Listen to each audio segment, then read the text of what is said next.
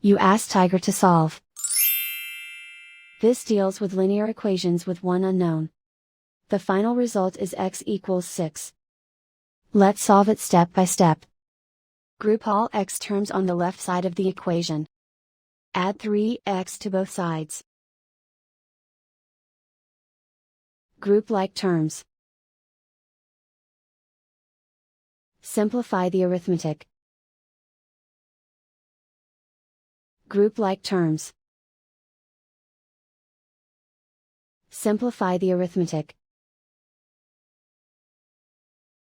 Group all constants on the right side of the equation. Subtract 18 from both sides.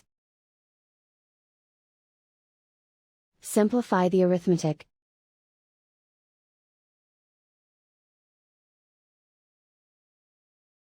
Isolate the x. Divide both sides by 2. Simplify the fraction. Find the greatest common factor of the numerator and denominator.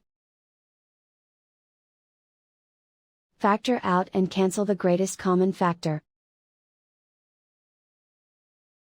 And so the final result is x equals 6.